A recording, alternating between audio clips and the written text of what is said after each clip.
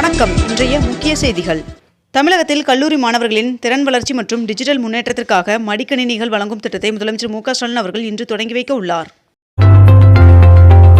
தமிழ்நாட்டில் பொங்கல் பரிசு தொகுப்புடன் 3000 ரூபாய் ரொக்கப்பணம் வழங்கப்படும் என்று முதலமைச்சர் மு க ஸ்டாலின் அவர்கள் அறிவித்துள்ளார். திருச்சியில் நடைபெறும் நம்ம ஊர் மோடி பொங்கல் விழாவில் மத்திய அமைச்சர் அமித்ஷா அவர்கள் இன்று பங்கேற்க உள்ளார் என்று தகவல் வெளியாகியுள்ளது. தமிழ்நாட்டில் வீடு வீடாக சென்று பொங்கல் தொகுப்பு டோக்கன் விநியோகம் செய்யும் பணி தொடங்கியது. அறநிலைத்துறை சார்பில் 108 கோடி ரூபாய் மதிப்பீட்டிலான 19 புதிய திட்டப் பணிகளுக்கு முதலமைச்சர் மு க ஸ்டாலின் அவர்கள் அடிக்கல் நாட்டினார். திருவண்ணாமலையில் சோழர் கால ஊற்று கல்வெட்டு கண்டுபிடிக்கப்பட்டுள்ளது. 2036ஆம் ஆண்டு இந்தியாவில் ஒலிம்பிக் போட்டிகளை நடத்த முயற்சிகள் மேற்கொள்ளப்பட்டு வருகின்றது என்று பிரதமர் நரேந்திர மோடி அவர்கள் தெரிவித்துள்ளார். வெனிசுலா அதிபர் மதுரோ கைது செய்யப்பட்ட நிலையில் உச்சநீதிமன்ற உத்தரவின்படி துணை அதிபர் டெல்சி ரோட்ரிக்ஸ் இடைக்கால அதிபராக பொறுப்பேற்றுள்ளார். 2 நாள் பயணமாக ஒன்றிய அமைச்சர் அமித்ஷா அவர்கள் தமிழ்நாடு வந்தடைந்துள்ளார். இலவச பேருந்து பயண அட்டைக்கு மாற்றுத்திறனாளிகள் விண்ணப்பிக்கலாம் என்று தெரிவிக்கப்பட்டுள்ளது.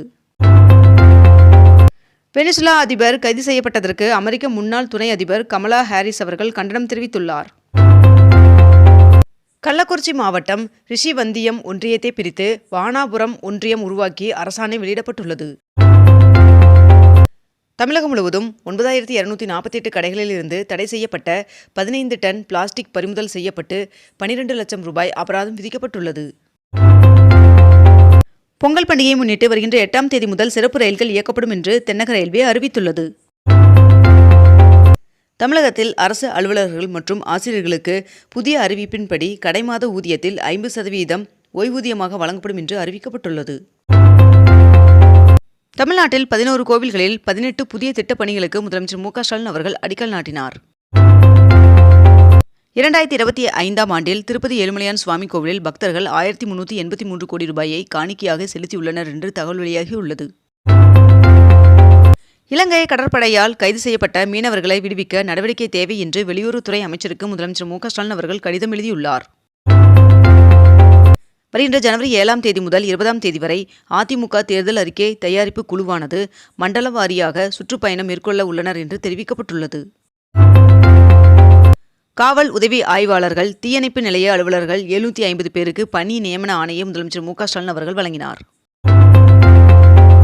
புதுக்கோட்டை அருகே தச்சங்குறிச்சியில் இந்த ஆண்டின் முதல் ஜல்லிக்கட்டு போட்டி நடைபெற்று முடிந்தது. அண்ணா அறிவாலயத்தில் திமுக தேர்தல் அறிக்கை மொபைல் செயலியை முதலமைச்சர் மு க ஸ்டாலின் அவர்கள் தொடங்கி வைத்தார். கதர் துறை சார்பில் 2024-25ஆம் ஆண்டில் தேர்வு செய்யப்பட்ட 13 பேருக்கு விருது மற்றும் காசோலையை முதலமைச்சர் மு க ஸ்டாலின் அவர்கள் வழங்கினார். உப்பாறு அணையிலிருந்து பாசனத்திற்காக இன்று முதல் வருகின்ற ஜனவரி 23ஆம் தேதி வரை தண்ணீர் திறந்துவிட தமிழ்நாடு அரசு உத்தரவிட்டுள்ளது. தமிழ்நாடு தொழில் வளர்ச்சியில் புதிய உச்சத்தை எட்டியுள்ளதாகவும் 2025ஆம் ஆண்டில் மட்டும் 2 லட்சம் கோடி மதிப்பிலான தொழில் முதலீடுகள் மாநிலத்திற்கு ஈட்டப்பட்டுள்ளதாகவும் தொழில்துறை அமைச்சர் TRB ராஜா அவர்கள் தெரிவித்துள்ளார். பிராட்வே பேருந்து முனையத்தில் மறுசீரமைப்பு பணிகள் நடைபெற உள்ளதால் ஜனவரி 7ஆம் தேதி முதல் தற்காலிக மாற்றம் செய்யப்பட்டுள்ளதாக தகவல் வெளியாகியுள்ளது. எலக்ட்ரானிக்ஸ் உதிரி பாகங்கள் திட்டத்தின் கீழ் 41,863 கோடியில் 22 திட்டங்களுக்கு ஒப்புதல் வழங்கப்பட்டுள்ளதாக தகவல் வெளியாகியுள்ளது. வருகின்ற ஜனவரி 15ஆம் தேதி வடபழனி பூந்தமல்லி இடையே மெட்ரோ ரயில் சோதனை ஓட்டம் நடத்த சென்னை மெட்ரோ ரயில் நிர்வாகம் திட்டமிட்டுள்ளதாக தகவல் வெளியாகியுள்ளது. கோவை உக்கடம் பேருந்து நிலைய மறுசீரமைப்பு பணிகள் 50% நிறைவடைந்துள்ளதாக தெரிவிக்கப்பட்டுள்ளது. நங்கநல்லூர் 5வது பிரதான சாலையிலிருந்து பழவந்தாங்கல் சுரங்கப்பாதை வரை நேரடி இணைப்பு சாலை அமைக்க சென்னை மாநகராட்சி 29 கோடி ரூபாய் ஒதுக்கியுள்ளதாக தகவல் வெளியாகியுள்ளது. 3 கோடி ரூபாயில் கட்டப்பட்ட பெரிய சூரியூர் ஜல்லிக்கட்டு மைதானத்தை வருகின்ற ஜனவரி 15ஆம் தேதி துணை முதல்வர் உதயநிதி ஸ்டாலின் அவர்கள் திறந்து வைக்க உள்ளார் என்று தகவல் வெளியாகியுள்ளது. 22 கேரட் ஆபண தங்கத்தின் விலை சவரனுக்கு 480 ரூபாய் குறைந்து 1 சவரன் 1,160 ரூபாயாகவும் 1 கிராம் 12,520 ரூபாய்க்கும் விற்பனை செய்யப்பட்டு வருகிறது. இதனைத் தொடர்ந்து 1 கிராம் வெள்ளியின் விலை கிராமிற்கு 4 ரூபாய் குறைந்து 1 கிராம் வெள்ளி 256 ரூபாய்க்கு விற்பனை செய்யப்பட்டு வருகிறது. மேட்டூர் காவிரி கரையில் 2500 ஆண்டுகள் பழமையான பெரும் கற்கால ஈம சின்னங்களான கல்வெட்டுகளை ஆராய்ச்சியாளர்கள் கண்டுபிடித்துள்ளனர். வருகின்ற ஜனவரி 19ஆம் தேதி தஞ்சாவூரில் திமுக மகளிர் அணி மாநாடு நடைபெற உள்ளதாக தெரிவிக்கப்பட்டுள்ளது. மதுரையில் ஜல்லிக்கட்டு போட்டிகள் நடைபெற உள்ள நிலையில் காளைகளுக்கு மருத்துவ சான்றிதழ் தரும் பணி தொடங்கியுள்ளது. தருமபுரி மாவட்டம் பஞ்சப்பள்ளி அணையிலிருந்து வருகின்ற 5ஆம் தேதி முதல் மே மாதம் 24ஆம் தேதி வரை தண்ணீர் திறந்துவிட அரசு ஆணையிட்டுள்ளது. திண்டுக்கல் மாவட்டம் பழனியில் தைப்பூச சிறப்பு யாகம் மற்றும் பூஜைகள் வருகின்ற 7ஆம் தேதி முதல் தொடங்குகிறது என்று தெரிவிக்கப்பட்டுள்ளது.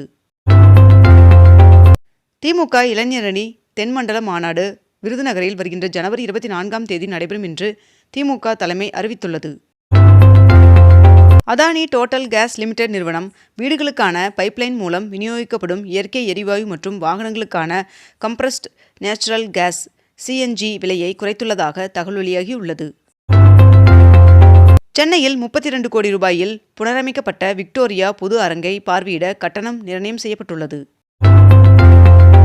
ராமேஸ்வரத்திலிருந்து சென்னைக்கு விரைவில் வந்தே பாரத் எக்ஸ்பிரஸ் ரயில் இயக்கப்பட உள்ளதாக தகவல் வெளியாகியுள்ளது.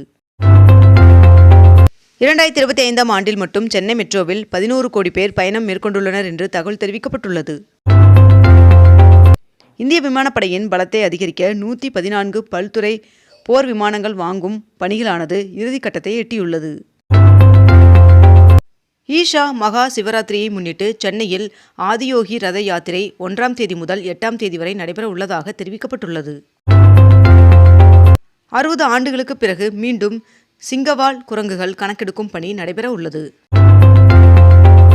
முதலமைச்சர் மு.க. ஸ்டாலின் அவர்கள் வருகின்ற ஜனவரி 8ஆம் தேதி பொங்கல் பரிசு தொகுப்பு விநியோகத்தை சென்னையில் தொடங்கி வைக்க உள்ளார் என்று தகவல் வெளியாகியுள்ளது. மதுரை திருவனந்தபுரம் ரயில் கோட்டங்களில் பராமரிப்பு பணியின் காரணமாக குருவாயூர் சென்னை இடையிலான எழும்பூர் எக்ஸ்பிரஸ் ரயில் போக்குவரத்தில் மாற்றம் செய்யப்பட்டுள்ளது.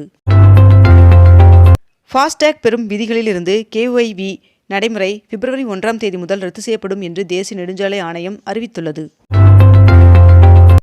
மருத்துவ கட்டமைப்பில் இந்தியாவில் முன்னணி மாநிலமாக தமிழ்நாடு இருந்து வருகிறது என்று அமைச்சர் மா. சுப்பிரமணியன் அவர்கள் தெரிவித்துள்ளார். பிரதமர் நரேந்திர மோடி அவர்கள் நடத்தும் தேர்வு கலந்துரையாடல் நிகழ்ச்சிக்கு 3 கோடி பேர் முன்பதிவு செய்துள்ளனர். மகாராஷ்டிராவில் 19,142 கோடி ரூபாய் செலவில் நாசிக், சோலாப்பூர், அக்கல்கோட் வரை 6 வழித்தட பசுமை சாலை அமைக்க ஒன்றிய அமைச்சரவை ஒப்புதல் வழங்கியுள்ளதாக தகவல் வெளியாகியுள்ளது. தமிழக அரசு ஊழியர்கள், ஆசிரியர்கள், ஓய்வூதியம் பெறுவோர், குடும்ப ஓய்வூதியம் பெறுவோர் ஆகியோருக்கு பொங்கல் சிறப்பு போனஸாக 183 கோடி ரூபாய் ஒதுக்கீடு செய்யப்பட்டுள்ளதாக தகவல் வெளியாகியுள்ளது. இத்துடன் இன்றைய தலைப்புச் செய்திகள் நிறைவடைகின்றன. மேலும் இதுபோன்ற அண்மை தகவல்களை உடனுக்குடன் தெரிந்து கொள்ள அக்னிபூ சேனலை சப்ஸ்கிரைப் செய்து கொண்டு தொடர்ந்து இணைந்திருங்கள். நன்றி, வணக்கம்.